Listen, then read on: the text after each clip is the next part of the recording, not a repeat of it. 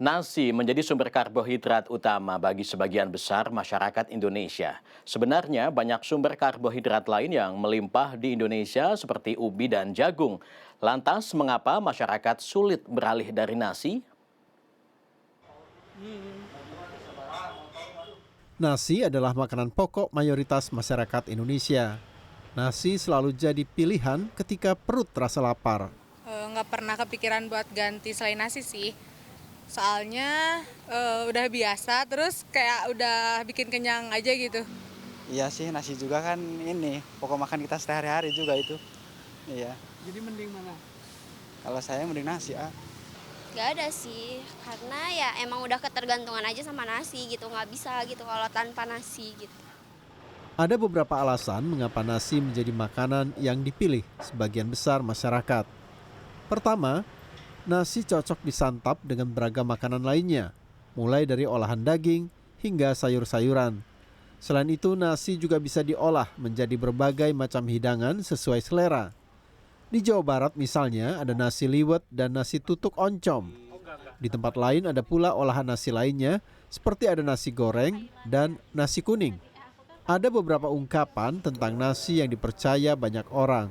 Sekalipun sudah makan makanan yang mengandung karbohidrat seperti mie, pasta, roti atau kentang, tapi banyak yang percaya kalau belum makan nasi artinya belum makan. Dan kebiasaan lainnya adalah nggak apa-apa lauknya sedikit, yang penting nasinya banyak. Menurut Mirasari Putri, dosen gizi klinis Universitas Islam Bandung, nasi termasuk jenis karbohidrat yang kompleks.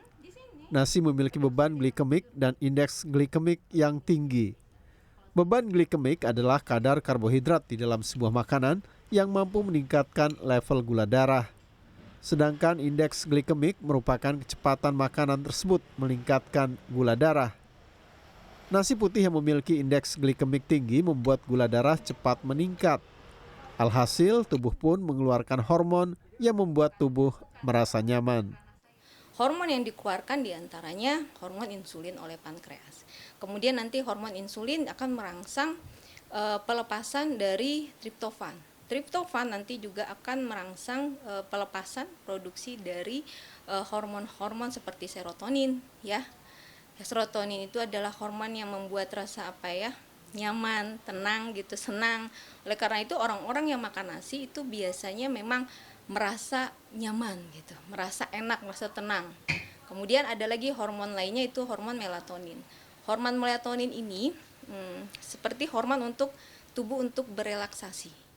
Menurut Hardian Eko Nurseto, dosen antropologi Universitas Padjadjaran, 3.500 tahun sebelum Masehi, beras sudah ditemukan di Nusantara. Apabila dilihat di naskah kuno seperti negara Kertagama, penanaman beras ini sudah dilakukan di era Majapahit. Ini bisa terlihat bahwa keterkaitan masyarakat di Jawa khususnya gitu itu sudah lama dengan beras. Begitu juga kalau misalnya kita lihat terkait dengan kepercayaan terhadap Dewi Kesuburan, misalnya Nyai Sri Pohaci ataupun Dewi Sri gitu. Nah, ini juga kita bisa melihat bagaimana kemudian pertanian ini juga terjalin hubungannya dengan sesuatu yang supranatural. Selain nasi, masyarakat Indonesia sebenarnya bisa mendapatkan karbohidrat sebagai sumber tenaga. Beberapa komoditas lain juga melimpah di Indonesia seperti ubi jalar, ubi kayu, jagung, dan kentang. Tim Liputan CNN Indonesia Bandung, Jawa Barat.